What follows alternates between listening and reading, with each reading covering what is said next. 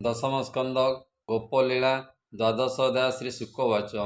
ହରିଚରଣେ ଚିତ୍ତ ଦେଇ ମୁନି କହନ୍ତି ରାଜା ଚାହିଁ, ଶୁଣ ସୁମନେ ମହିପାଳ ଗୋପରେ ଶୁଭିଲା ଚହଳ। ଭାଙ୍ଗିଲା ବେନି ବୃକ୍ଷ ପଡ଼ି ଶୁଭିଲା ମେଘ ଘଡ଼ଘଡ଼ି, ଭୟ କମ୍ପତି ଥରହର ଗୋପାଳେ ହୋଇଲେ ବାହାର। ବୋଇଲେ କୁଆରେ ଚାହିଁ ଏହି ଶବଦ କାହୁଁ ହୋଇ, ନିର୍ଘାତ ଶୁଭିଲା କୋଗଳ ଗଗନେ ନାହିଁ ମେଘମାଳ। କାହୁଁ ଏ ଶବଦ ଶୁଭିଲା ଶୁଣିଲେ ଅର୍ଜୁନ ଭାଜିଲା, ତକ୍ଷଣେ ମିଳିଲେ ସକଳେ ଜାମଳା ଅର୍ଜୁନର ତଳେ।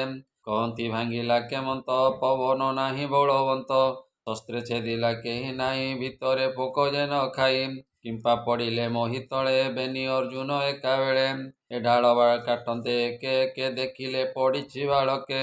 ଚକିତ ହୋଇ କଲେ ଗୋଳ ବନ୍ଧନ ହୋଇଅଛି ରୋଳ, ଏ ନାରୀ କଲା ଏଡ଼େ କର୍ମ ଚିହ୍ନିଲେ ଯଶୋଦାନନ୍ଦନ। ବାଳକେ ବୃକ୍ଷ ତଳେ ଥିଲେ ଗୋପାଳ ମାନଙ୍କୁ କହିଲେ, ଯଶୋଦା ରୋଳେ ବାନ୍ଧିଗଲା ତଳେ ତା ପୁତ୍ର କାନ୍ଦୁଥିଲା। ବେନି ବୃକ୍ଷରେ ଗଲେ ପଶି ରୋଳ ଟାଣିଲେ ତଳେ ବସି, ବେନି ବୃକ୍ଷରେ ବାନ୍ଧିଥିଲା ରୋଳ ଲାଗିଣ ସେ ଭାଜିଲା। ବୃକ୍ଷ ପଡ଼ିଲା ବେଗେ ଭାଙ୍ଗି ଏହାର ଦେହ ଯହୁଁ ଲାଗି, ବେନି ପୁରୁଷ ଏହି ବୃକ୍ଷେ ବାହାର ହୋଇଲେ ପ୍ରତ୍ୟକ୍ଷେ। ତେଜରେ ଦିଶେ ଦିବାକର ଏହାର ପାଦେ ଦେଲେ ଶିର, ଟିକି ବୋଇଲେ ତା ନ ଜାଣି ଉତ୍ତରେ ଗଲେ ଏହି କ୍ଷଣି। ଶୁଣି ହସିଲେ ଗୋପ ଲୋକେ କହନ୍ତି ଏକ କୁଆରକେ, ସୁବଚନ କାହିଁ ସତ ମାୟା ମୋହିଲେ ଗୋପୀନାଥ। ବନ୍ଧନ କଟି ଭାଗୁ ଫେଇ ନନ୍ଦର କୋଳେ ଦେଲେ ନେଇ, ଶୁଣି ମିଳିଲେ ଗୋପ ନାରୀ ଜଣ ଜଣକେ କୋଳେ ଧରି। ଗ୍ରହ ଶାନ୍ତିରେ ବ୍ରଜବାଳୀ କୃଷ୍ଣକୁ କଲେ ଉଛାଳି, ଆନନ୍ଦ କଲେ ଗୀତ ଗାଇ କୃଷ୍ଣ ନାଚନ୍ତି ତାଳି ଦେଇ। ଗୋପୀ କହନ୍ତି କୃଷ୍ଣ ଶୁଣ ଘର ଭିତରୁ ଆଣ ମାଣ, ଏ ପାଣ୍ଠୋଇ କଠ ଉମ ଶୁଣି ଆଣନ୍ତୁ ଦୁଧରୁ ଲହୁଣୀ। ଶୁଣି ଗୋବିନ୍ଦ ଘରେ ଯାଇ ଆଣନ୍ତି କନ୍ଧେ ମୁଣ୍ଡେ ବହି, ଏ କହନ୍ତି କରି କୌତୁକ ଆହୁରି ଆଣିବହିଁ ଦେଖ।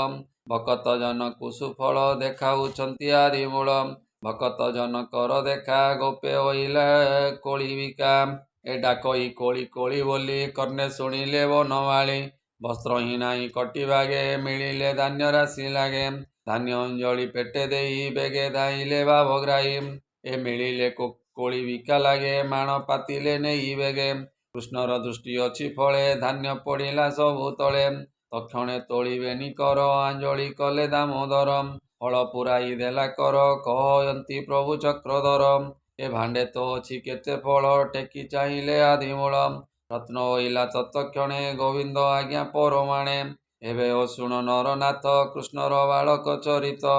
ଏ ଗୋକୁଳ ମଧ୍ୟ ଅଛି ନଦୀ ବହଇ ବୃନ୍ଦାବନ ବେଦୀ, ସେ ନଦୀ ତୀରେ ଏକ ଦିନେ ରାମ ଗୋବିନ୍ଦ ତୋଷ ମନେ। ଏ ଗୋପ ବାଳକ ଗଣ ମେଳେ ଖେଳନ୍ତି ନାନା କୌତୂହଳେ, ଉଛୁର ଦେଖିଣ ରୋହିଣୀ ତରସ୍ତେ ଗଲା ପୁତ୍ରବାଣୀ। ଏ ଖେଳନ୍ତି ନ ଶୁଣନ୍ତି କିଛି ବାଳକ ରାମ ଶିରି ବସି, ଏ କୋପେ ରୋହିଣୀ ବାହୁଡ଼ିଲା ଯଶୋଦା ଆଗରେ କହିଲା। ଶୁଣି ଯଶୋଦା ଗଲେ ଘରେ କୃଷ୍ଣକୁ ଦେଖି ନଦୀ ତୀରେ, ତ ଜନନୀ ମାୟାମୟେ କୁଚ ଯୁଗଳୁ କ୍ଷୀର ବହେ। କୃଷ୍ଣ କମଳ ମୁଖ ଚାହିଁ ଡାକଇ ଅଞ୍ଜଳି ଦେଖାଇ, ଆସ ମୋ तात ପିୟ ସ୍ତନ୍ୟ ଶ୍ରମେ ଆକୁଳ ତୋ ବଦନ। ଭୋଜନ ହୋଇଲା ଉଛୁର ଆସ ତୁ ବେଗେ ଯିବା ଘର, ହେ ରାମ ଆସ କୃଷ୍ଣ ଘେନି ବହୁତ ଦେବହିଁ ଲବଣୀ। ବାଳକେ ଜାନ୍ତୁ ଯେ ଜାଗର ଧୂଳି ଧୂସର କଳେବର, ଜନ୍ମ ନକ୍ଷତ୍ର ଆଜ ତୋର ବିପ୍ରଙ୍କୁ ଗୋରୁ ଦାନ କର। ଦେଖ ବାଳକ ତୋର ସଙ୍ଗେ ବିବିଧ ଅଳଙ୍କାର ରଙ୍ଗେ, ସ୍ନାନ ଭୋଜନ ବେଗେ କର ଦେବହିଁ ନାନା ଅଳଙ୍କାର। ଏମନ୍ତ କହି ନନ୍ଦରାଣୀ କୋଳେ ଧରିଲେ କୃଷ୍ଣ ଆଣି, ରାମକୁ କାଖରେ ବସାଇ ଘରେ ମିଳିଲେ ଦେବୀ ଯାଇ। ପୁତ୍ରକୁ କରାଇ ସ୍ନାନ ରଞ୍ଜିଲେ ରାମକୃଷ୍ଣ ମନ, ଭୋଜନ ସାରି ଆଚମନ ଆନନ୍ଦେ କଲେ ଶୟନ। ବିପ୍ରଙ୍କୁ ଆଣି ସେ ଡକାଇ ତାହାଙ୍କୁ ଗୋରୁ ଦାନ ଦେଇ, ଏ ଅସ୍ତ ହୋଇଲେ ଦିବାକର ଗୋପାଳେ କରନ୍ତି ବିଚାର। ଏ କୁଆରେକ ଶୀଘ୍ର ଗଲେ ନନ୍ଦର ଦ୍ୱାରେ ମେଳି କଲେ, ବସିଲେ ନନ୍ଦ ଉପନନ୍ଦ ମଧ୍ୟେ ଆଦିତ୍ୟ ଆଦି କନ୍ଦ। ଗଉଡ଼େ କରନ୍ତି ବିଚାର ଶୁଭ ନ ଦେଖୁ ଗୋପପୁର, କହ କି କରିବା ଉପାୟ ପୁତ୍ରକୁ ପୂଜିଲା ଭୟ। ଶୁଣି ଉଠିଲେ ଉପନନ୍ଦ ଯାହାର ଜୀବନ ଗୋବିନ୍ଦ, ଜ୍ଞାନ ବୟସ ବୃଦ୍ଧ ଜାଣ ଗୋପଙ୍କୁ କହଇ କାରଣ। ଶିରେ ଯୋଡ଼ିଲା ବେନି କର ଗୋପତେ କହଇ ମଧୁର, ଚାଲ ନଥିବା ଏ ନବରେ ଘର କରିବା ନଠାରେ।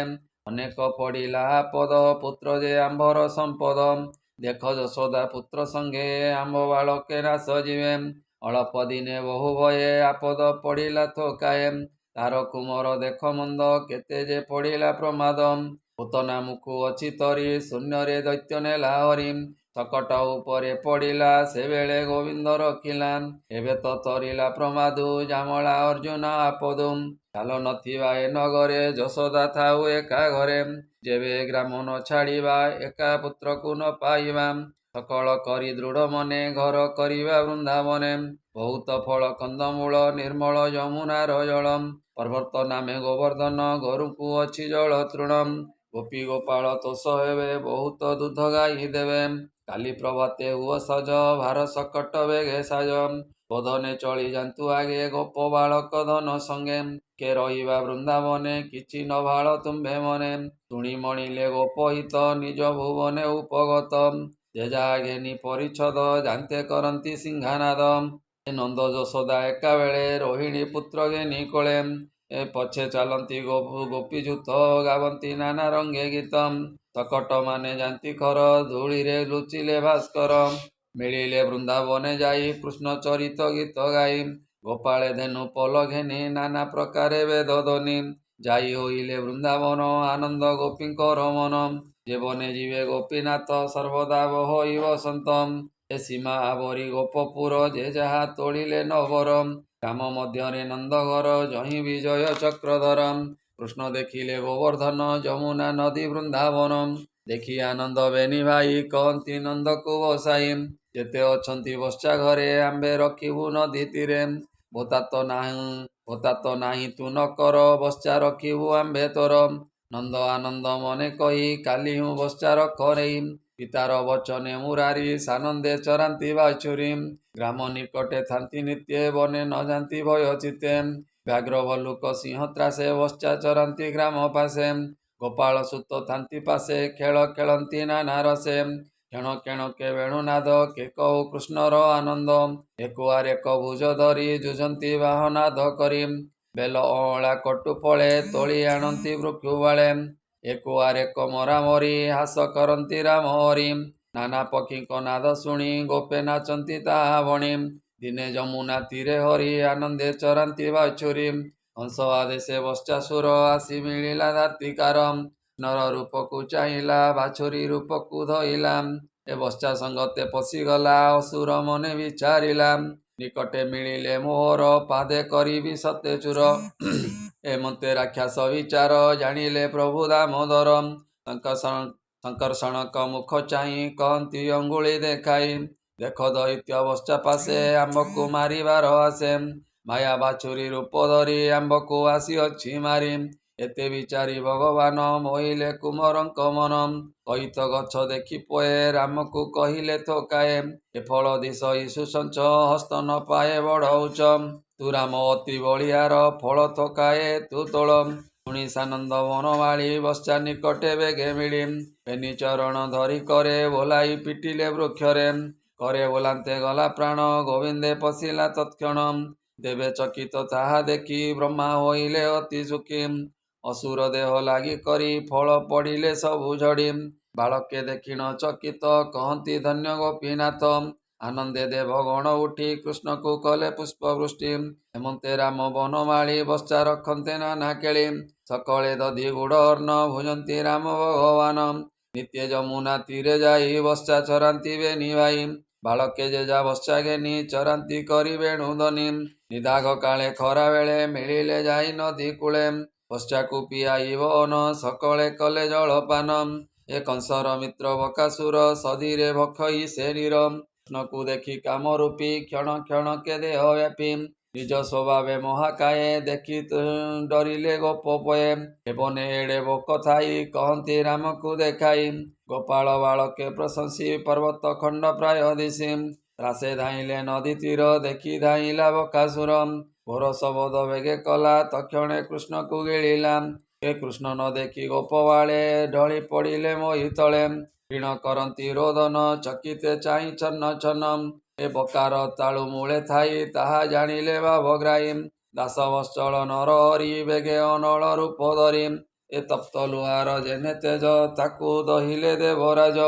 ଏ ତକ୍ଷଣେ ଘୋର ନାଦ କରି କୃଷ୍ଣକୁ ପକାଇ ଉଦ୍ଗାରି।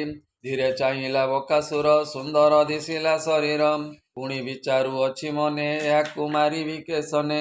ଏ ବଡ଼ ସୁକୁମାର ପିଣ୍ଡ ତୁଣ୍ଡେ କରିବି ଖଣ୍ଡ ଖଣ୍ଡ। ସାରିବେନି ପାଟି ତୋଳି ବେଗେ ଧାଇଁଲା ମହାବଳେ। ଶୂନ୍ୟ ଦେଖନ୍ତି ଦେବଗଣ ଆଗେ ହୋଇଲେ ନାରାୟଣ। करे दईले बेनी पाटी असुर न पारिला उठी। बालक मेले नर हरि चिरिले बेनी फाल करी। देखी धाइले स्वर्ग लोके कुसुम बरसंती तोके। ए धुंधुमी वाद्य नाद करी संगे नाचंती अपसरी। बालके देखी न चकित माया मोहिले गोपीनाथ। तक्षणे आलिंगन करी गोपकु आनिले बाछुरी। सुते कहिले जेजा घरे पुणी मिलिले नंद द्वारे। ए बकार तुंडु बुरिला भाग्य यशोदार दिशिला। चकित होई सर्वगोपी कृष्ण को चाहती निरोपी। कहती धर्म तिनि लोके सत्य व्यवहार जन मुखे। निर्दोष प्राणी हिंसा करी आपणे जाइछंती मरी। ए सुत बालक स्वभाव ଏହା କହିछंती दानव। ତେଣୁ ହୁଅନ୍ତି ମୃତ୍ୟୁ ସଙ୍ଗ ଅନଳେ ଯେସନେ ପତଙ୍ଗ। ପଣ୍ଡିତ ଜନକର କଥା କାଳେ ନୁହଁ ଅନ୍ୟତା। ଯାହା କହିଲେ ଗର୍ଗ ଋଷି କୃଷ୍ଣର କଥାକୁ ପ୍ରଶଂସି। ସେ କଥା ହୋଇଲା ପ୍ରମାଣ ଏହାକୁ ରଖେ ନାରାୟଣ। ଆପତ ଦେଖି ନନ୍ଦରାଏ ଶାନ୍ତି ଯେ କରାନ୍ତି ତ କାଏ। ଗୋପୀ ଗୋବିନ୍ଦ ଅଙ୍ଗ ସଙ୍ଗେ ତରିଲେ ଭବ ଜଳୁ ରଙ୍ଗେ। ସେ ହରି ଚରଣେ ବିଶ୍ୱାସ କହି ଜଗନ୍ନାଥ ଦାସ। ଇତି ଶ୍ରୀମଦ୍ଭାଗବତେ ମହାପୁରାଣେ ପରମହଂସ୍ୟାଂ ସହିତାଂ 82 ଦଶମ ସ୍କନ୍ଧେ ବକାସୁର ବଧ ନାମ ଦ୍ୱାଦଶ ଅଧ୍ୟାୟ। बोल आनंदे गवार हरि हरि बोल।